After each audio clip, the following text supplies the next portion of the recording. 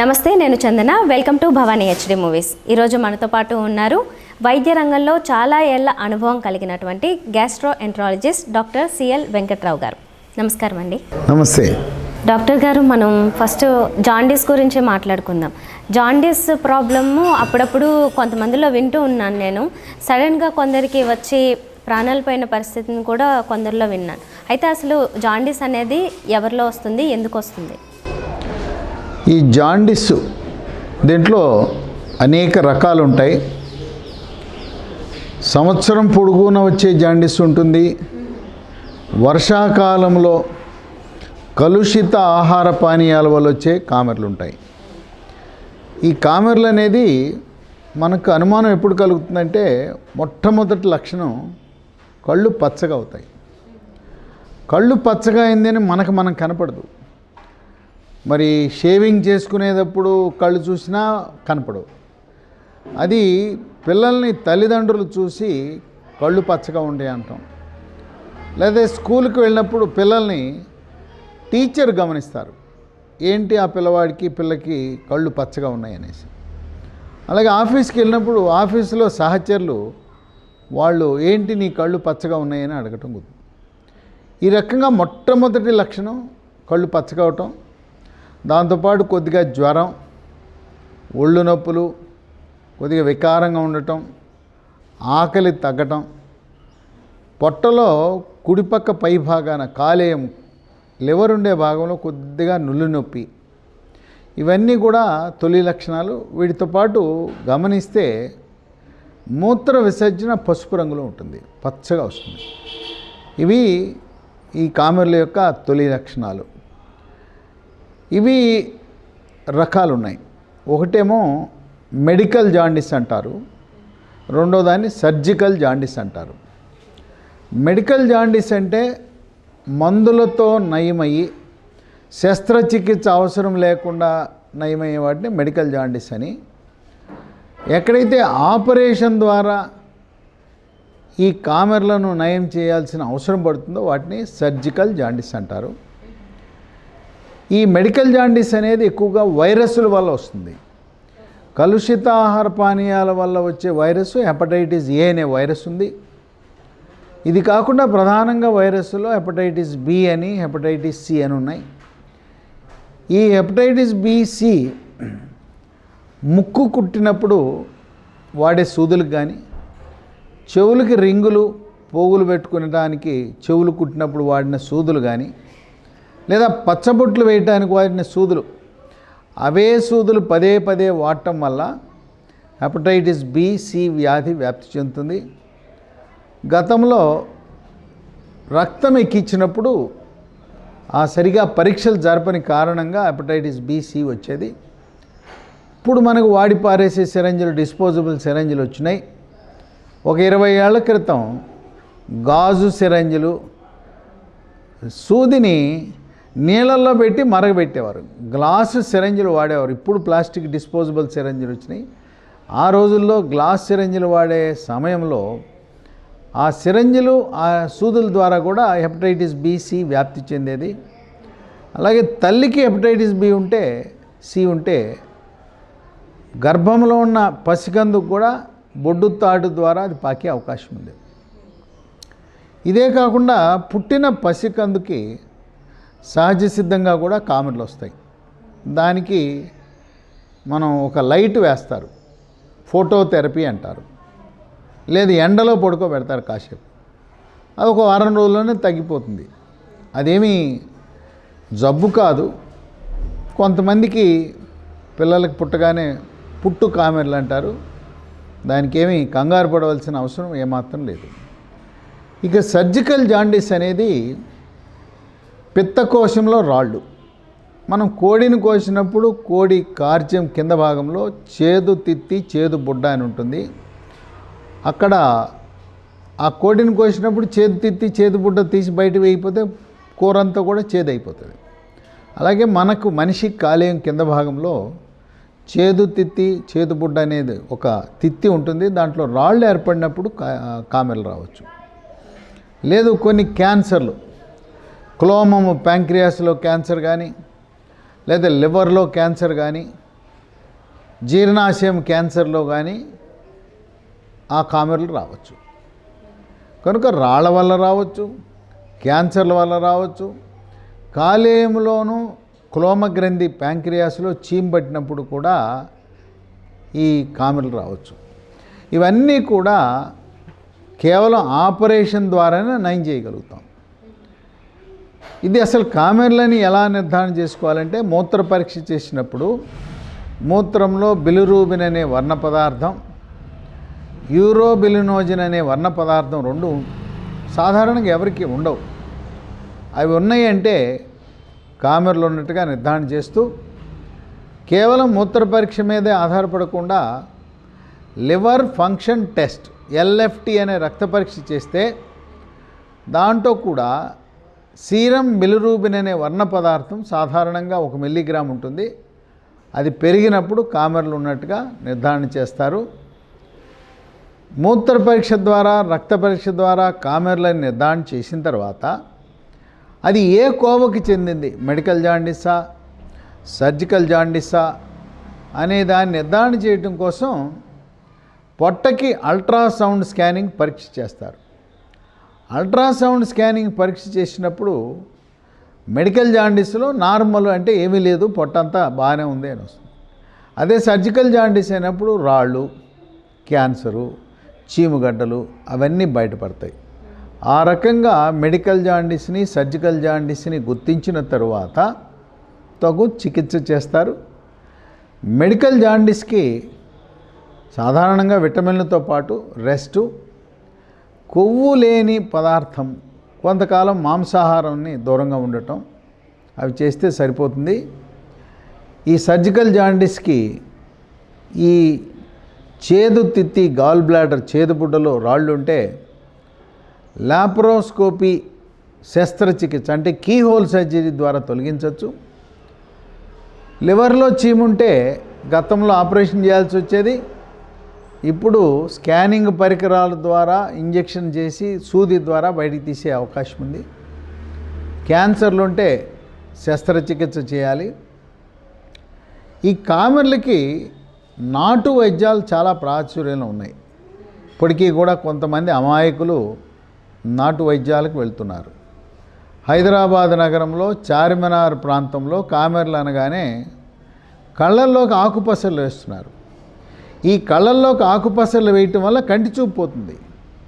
అప్పుడు ఏమవుతుంది, చార్మినార్ దగ్గర నాటు వైద్యం, హైదరాబాద్ నగరంలో ప్రముఖ గవర్నమెంటు నేత్ర వైద్యశాల సరోజినీదేవి కంటి వైద్యశాలకు వచ్చి కంటి చూపు పోయిందని చెప్పి గగ్గోలు పెట్టిన సంఘటనలు అనేక ఉన్నాయి. కనుక ఎవ్వరూ కూడా కంటిలో ఆకుపసర్లు కానీ ఏ రకమైన చుక్కలు కానీ కామెర్లకు వేయించుకోకూడదు.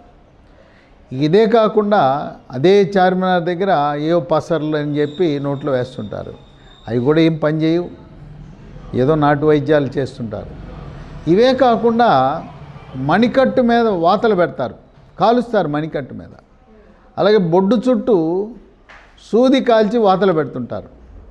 ఈ ఆకుపసర్ల వల్ల కాల్చడం వల్ల కామెర్లు తగ్గవు. ఈ నాటు వైద్యులు ఈ వైరస్ల వల్ల, ముఖ్యంగా హెపటైటిస్ A అనే వైరస్ వల్ల వచ్చిన కామెర్లు దానంతటికదే తగ్గిపోయే గుణాన్ని ఆసరాగా తీసుకుని మేము పసరేసాం గనక నీకు తగ్గింది, మేము కాల్చాం గనక నీకు తగ్గిందని చెప్పుకుంటారు తప్పనిచ్చి నాటు వైద్యాల వల్ల ఎటువంటి ఉపయోగము లేదు. పైగా నాటు వైద్యుడికి ఈ కామెర్ల రకాలు తెలవు, మెడికల్ జాండీస్ తెలవదు, సర్జికల్ జాండీస్ తెలవదు. తెలవని కారణంగా సర్వరోగ నివారిణి నా ఆకుపసరు అంటాడు. సర్వరోగ నివారిణి నేను వాతలు పెడతాను నీకు అంటాడు. ఈ వాతలు పెడితే నొప్పి ఉంటుంది, వాతలు పెడితే చీంబడుతుంది తప్పనించి రోగం తగ్గదు. ఈ నాటు వైద్యుల చుట్టూ తిరుగుతూ కాలయాపన చేయటం వల్ల కామెర్లు ముదిరిపోయి కొన్ని సందర్భాల్లో ప్రాణాపాయానికి కూడా దారితీసి నయము చేయగలిగిన స్థితి నుంచి ముదిరిపోయి మనం ఏం చేయలేని పరిస్థితి. క్యాన్సర్ మొదటి దశలో ఉన్న క్యాన్సరు ఈ నాటు వైద్యుల చుట్టూ ప్రదక్షిణలు చేసి నాటు వైద్యాలు చేయించుకునే సమయానికి 4వ దశకి ముదిరిపోయే అవకాశం ఉంది. ఆ రకంగా ఇక 4వ దశకు వచ్చిందని చేసేది ఏం లేదు, రేపో మాపో ఇక కాలం చేయటమే అవుతుంది. ఈ రకంగా ఈ నాటు వైద్యాలకు దూరంగా ఉండాలి. ఇంకా నిరక్షరాస్యులు, తర్వాత అమాయకులు, గ్రామీణ వాసులు, గిరిజనులు ఇంకా నాటు వైద్యాలకే అక్కడక్కడ మొగ్గు చూపుతున్నారు. ఈ గిరిజన ప్రాంతాలు, అటవీ ప్రాంతాల్లో కామెర్లు వచ్చినప్పుడు మనం ఒక జాగ్రత్త వహించాలి. మలేరియా జ్వరం వచ్చినప్పుడు రక్త కణాలు పగిలి ఆ రక్త కణాల నుంచి బిలిరూబిన్ అనే వర్ణ పదార్థం అధికంగా విడుదల కావటం వల్ల కామెర్లు రావచ్చు. ఇది గమనించవలసిన అంశం. కనుక ఎక్కడైతే మలేరియా అధికంగా ఉందో ఆ మలేరియా జ్వరము, చలి జ్వరంతో పాటు కామెర్లు వస్తే అది మలేరియా వల్ల కామెర్లు వచ్చిందని గుర్తించకపోతే అది సీరియస్ అయ్యి ప్రాణాపాయానికి దారితీసే అవకాశం ఉంది. ఈ రోజున కామెర్లకు 100కి 100 రూపాయలు గ్యారంటీ చికిత్స ఉంది.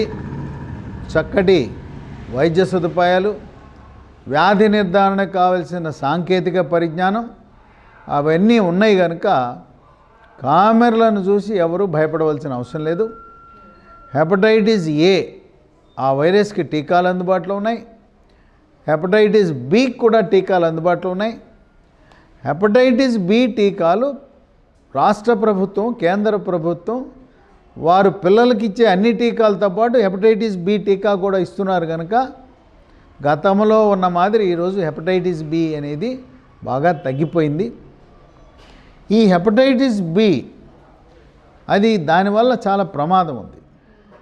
కొన్ని సంవత్సరాలు గడిచిన తర్వాత లివర్లో కొవ్వు చేరటం, లివర్లో కొవ్వు చేరే ప్రక్రియని ఫ్యాటీ లివర్ అంటారు. తొలి దశలో లివర్లో కొవ్వు చేరటం, ఆ తర్వాత కాలేయం గట్టిపడిపోయి బుడిపెలు ఏర్పడతాయి. ఆ బుడిపెలు ఏర్పడే ప్రక్రియ కాలేయంలో దాన్ని సిర్రోసిస్ ఆఫ్ లివర్ అంటారు. కొవ్వు చేరిన దశలో చికిత్స చేస్తే మామూలు అయిపోతుంది లివర్. బుడిపెలు కట్టిన తర్వాత అది వెనక్కి రాదు. ఆ బుడిపెలు ఉన్న దశలో ఏమవుతుందంటే ముఖం ఉబ్బటం, కాళ్ళు ఉబ్బటం, పొట్టలో నీరు చేరటం, తర్వాత అన్నవాహికలో రక్తనాళాలు ఉబ్బి కొన్ని సందర్భాల్లో రక్తపు వాంతులు అవుతాయి. అన్నవాహికలో ఉండే రక్తనాళాల నుంచి రక్తం కారటం వల్ల మలము నల్లగా తారు, రోడ్డు మీద వేసే తారు రంగులో జిగురుగా పట్టడం జరుగుతూ ఉంటుంది. కొన్ని సందర్భాల్లో ఈ బుడిపెలు, కాలేయం బుడిపెలుగా మారే ఆ జబ్బుని సిర్రోసిస్ ఆఫ్ లివర్ అంటారు. అది వచ్చిన వాళ్ళు కొంతమంది అపస్మారక స్థితిలో కూడా వెళ్ళిపోయి కోమాలో కూడా వెళ్ళే అవకాశం ఉంది. కోమాలోకి వెళ్తే మళ్ళీ వెనక్కి తిరిగి రాని పరిస్థితి కూడా వెళ్ళిపోతారు. కనుక ఎవరికైతే సిర్రోసిస్ ఆఫ్ లివర్ వచ్చిందో ఈ బుడిపెల్లో ఒక బుడిపె క్యాన్సర్గా మారచ్చు. ఒక బుడిపె క్యాన్సర్గా మారితే ఎవరికైతే సిర్రోసిస్ ఆఫ్ లివర్ వచ్చి బుడిపె క్యాన్సర్గా మారిందో మనకు ఆశించిన ఫలితాలు రావు. ఎక్కువ కాలం లివర్ క్యాన్సర్కి ఎన్ని రకాల చికిత్సలు చేసినా ఆశించిన ఫలితాలు రావటం లేదు. చాలా తక్కువ కాలం మాత్రమే బతికి ఉంటారు. కనుక ఈరోజు కామెర్లు అనే దాని గురించి మనకు అవగాహన ఉండాలి. ఈ యొక్క వర్షాకాలంలో కలుషిత ఆహార పానీయాలు తీసుకోవటం వల్ల వస్తుంది కనుక వేడి ఆహార పదార్థాలు తీసుకోవాలి. నిలవ ఉన్న పదార్థాలు తినద్దు. ఏ రోజు ఆ రోజు వండుకొని తాజాగా ఉండాలి. మనం వండుకున్న ఆహార పదార్థాల మీద కప్పి ఉంచాలి, మూత వేసి ఉంచాలి. అలాగే మిఠాయి కొట్లు, మిఠాయి షాపులో ఈగలు వాలుతుంటాయి. ఈగలు వాలకుండా మిఠాయి షాపు, ఈ స్వీట్ షాపు యజమానులు జాగ్రత్తలు పడాలి. ఈగలకి దూరంగా మనం ఈగల్ని ఇంట్లో లేకుండా చూసుకోవాలి. అలాగే తాగే నీళ్ళ విషయంలో వడపోసి కాచి చల్లార్చిన నీళ్లు తాగటం ద్వారా ఆ వైరస్ చచ్చిపోతుంది. నీళ్లను కాయటం ద్వారా ఆ నీళ్లలో ఉన్న వైరస్ చచ్చిపోతుంది. అలాగే పళ్ళ రసాలు ఐస్ అవసరం లేదు. కొంతమంది పళ్ళ రసంలో ఐస్ వేసుకుంటారు.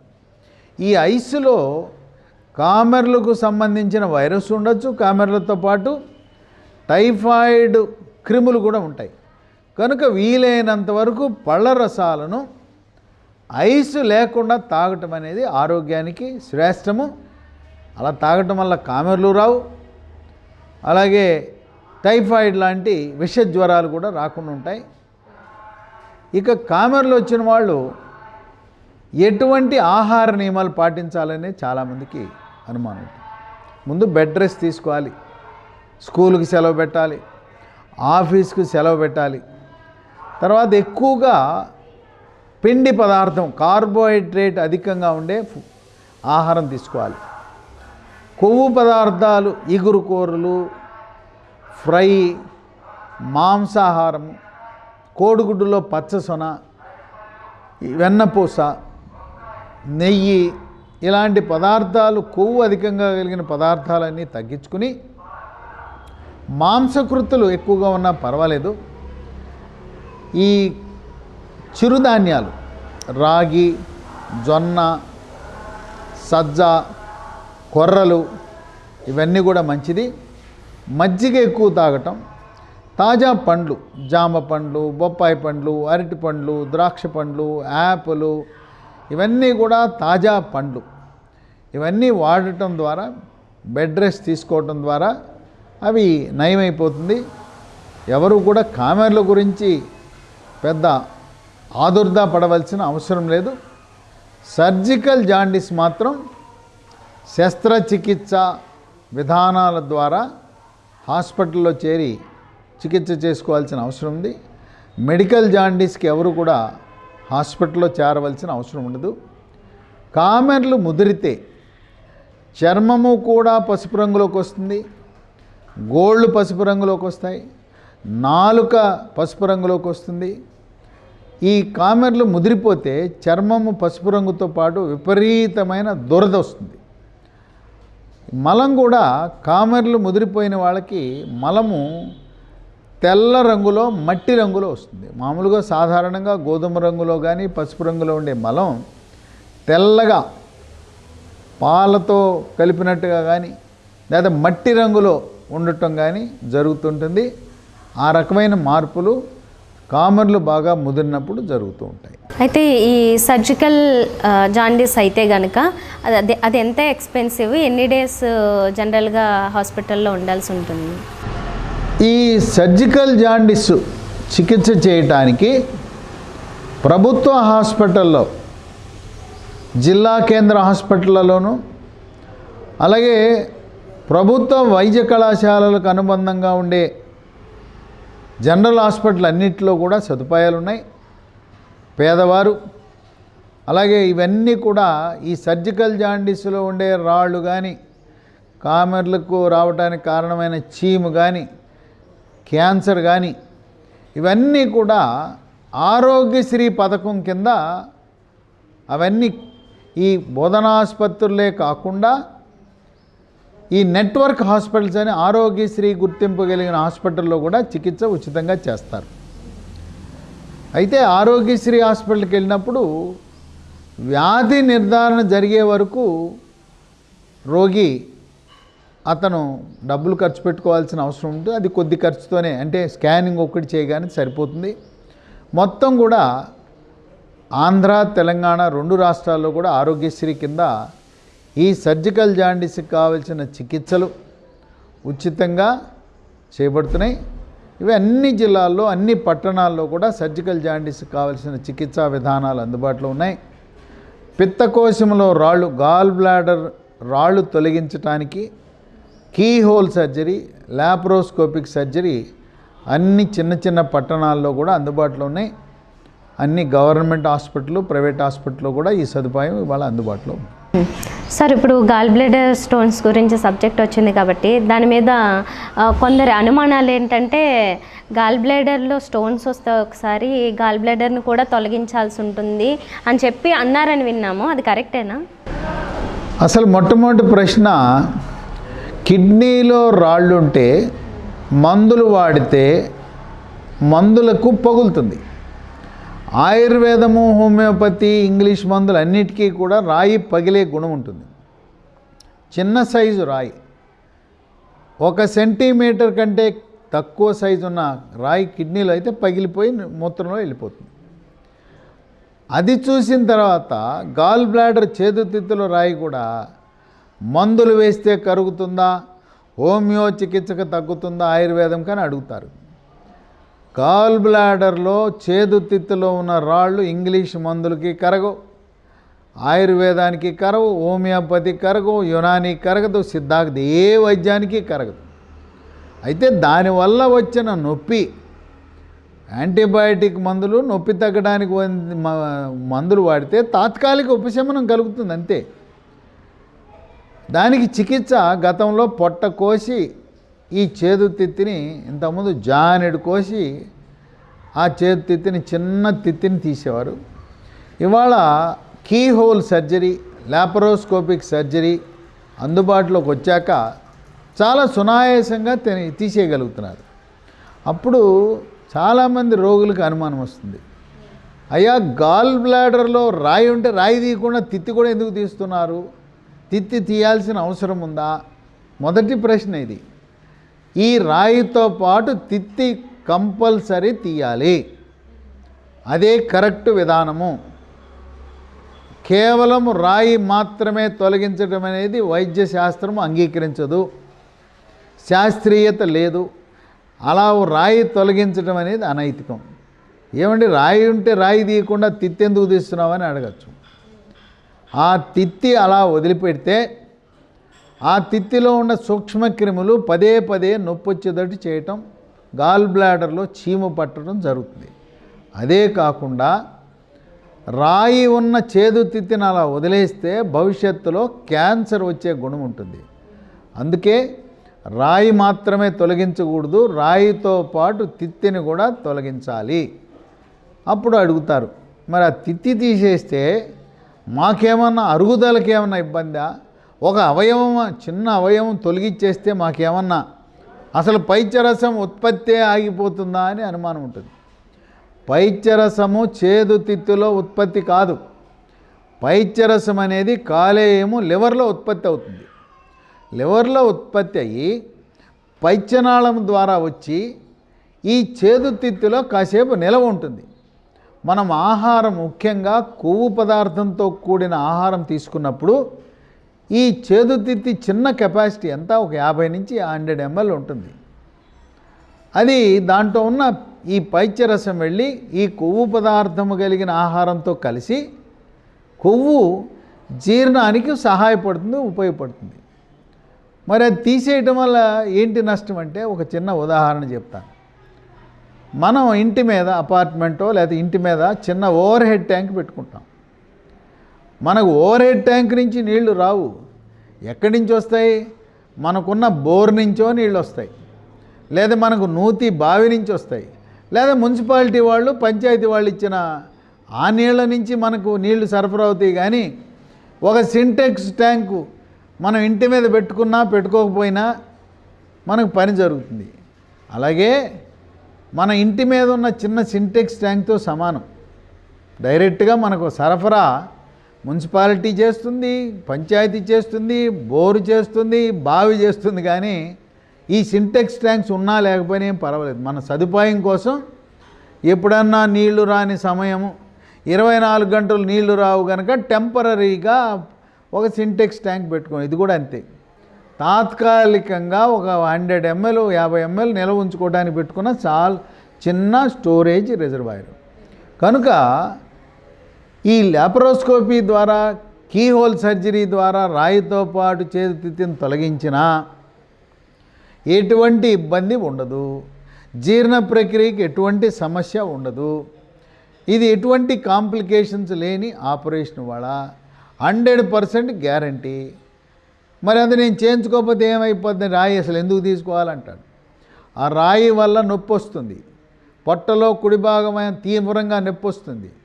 దీనివల్ల ప్యాంక్రియాస్ క్లోమ గ్రంథిలో చీము బట్టి పొట్టలో భరించరానంత నొప్పి వస్తుంది.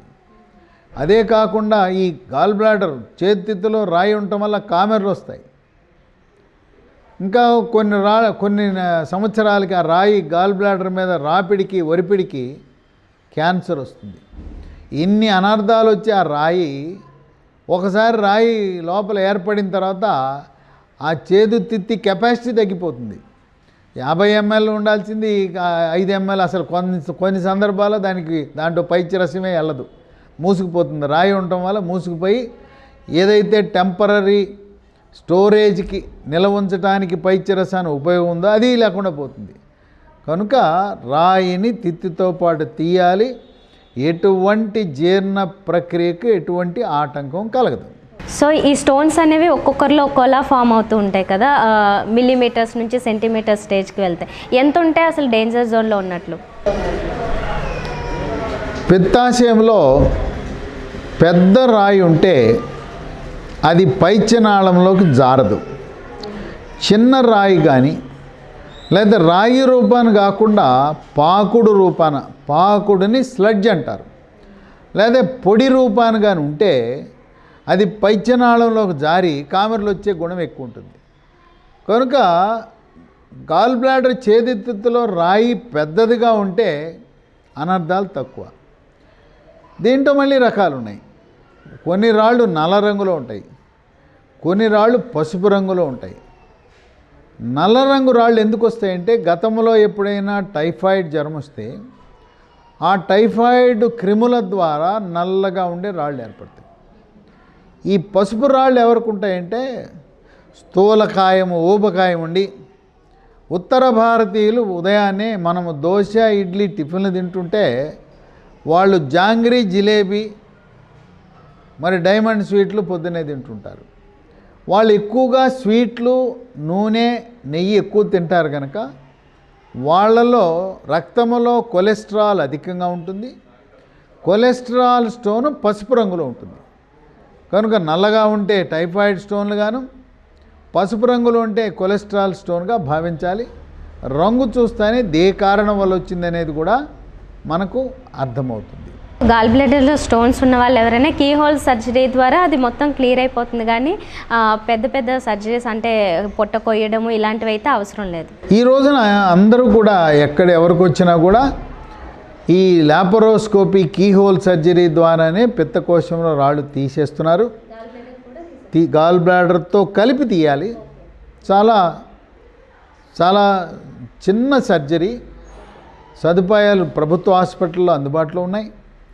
ఇది ఆరోగ్యశ్రీ చికిత్సల్లో కవర్ చేస్తున్నారు కనుక ఎవరూ కూడా ఒక్కసారి నిర్ధారణ అయిన తర్వాత రేపు చేయించుకుందాం మాపు అనకుండా వ్యాధి నిర్ధారణ గాల్ బ్లాడర్లో స్టోన్ ఉందనగానే వెంటనే శస్త్రచికిత్సా నిపుణులు సర్జన్ దగ్గరికి వెళ్ళి ఇవి తీయించేసుకుంటే మనకు భవిష్యత్తులో ఎటువంటి అనర్థాలు, ఆరోగ్య సమస్యలు రాకుండా ఉంటాయి.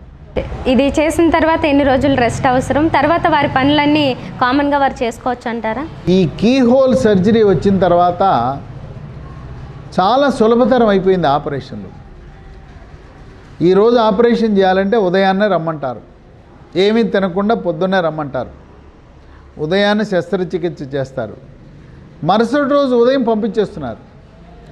సాయంత్రానికే ఏదైనా ద్రవ పదార్థం తీసుకోమని చెప్తున్నారు, మరుసటి రోజే ఘన పదార్థం కూడా తీసుకోమని చెప్తున్నారు. చాలా సులభతరం అయిపోయింది. జానెడు పొట్టకోత లేదు, కుట్లు లేవు, బెడ్ రెస్ట్లు లేవు, గ్లూకోజులు. ఇది 2 సీసాలు సెలైన్ ఎక్కిస్తే సరిపోతుంది ఈ గాల్ బ్లాడర్ లాప్రోస్కోపీ. అదే పొట్టకోసి ఆపరేషన్ చేస్తే 2 రోజులు 3 రోజులు సీసాలు ఎక్కించడం, ఏమి పెట్టకుండా ఉంటాం, మళ్ళీ ముక్కులో ట్యూబ్ వేస్తారు. పొట్టకి ఆపరేషన్ చేసినా ముక్కులో ట్యూబ్ వేయటం అనేది చాలా కొంచెం రోగులు ఇబ్బందిగా ఫీల్ అవుతారు. మరో ముఖ్యమైన ఇదేంటంటే కుట్లు లేవు, కోత లేదు, కండరాల బలహీనత లేదు, కుట్లు వేయటానికి దారాలు వాడటం లేదు. కనుక ఈ లాప్రోస్కోపీ శస్త్రచికిత్స జరిగిన తర్వాత బరువులు మోసినా ఎటువంటి ఇబ్బంది లేదు, రెస్ట్ అంటూ అవసరం లేదు. 3వ రోజునే ఇంటి పని చేసుకోవచ్చు, బరువు పనులు చేసుకోవచ్చు, ఎటువంటి ఇబ్బంది ఉండదు. నొప్పి కూడా ఏదో గోరు తీస్తే ఎలాంటి చికిత్స, ఇది కూడా అంత చిన్న చికిత్స. తర్వాత పొట్టకోసి ఆపరేషన్లు చేస్తే కండరాల బలహీనత వల్ల కొంతమందికి కొన్ని నెలలు, కొన్ని సంవత్సరాల తర్వాత ఆ కండరాలు కొంచెం లూజ్ అయిపోయి హెర్నియా అని వస్తుంది. ఆ హెర్నియా అనేది దీంతో రాదు. ఇక్కడ కోత లేదు, కండరాలు కొయ్యటం లేదు, కండరాలు కుట్టడం లేదు. కనుక ఆ హెర్నియా అనేది ఈ కీ హోల్ సర్జరీ వల్ల రాదు. కనుక ఇది చాలా బాగా ప్రాచుర్యంలోకి వచ్చింది. నొప్పి లేదు. రెండో రోజే మనం శుభ్రంగా మనకు కావాల్సినవన్నీ తినచ్చు. కనుక అన్ని రకాలుగా మహిళలకి, పురుషులకు, కష్టం చేసుకునే వాళ్ళకి, బరువులు మోసే వాళ్ళకి చాలా ఉపయోగకరమైంది. మంచి ఇది గతంలో అందుబాటులో లేదు. ఇప్పుడు ఇది లేటెస్ట్ డెవలప్మెంట్ లాప్రోస్కోపీ అనేది.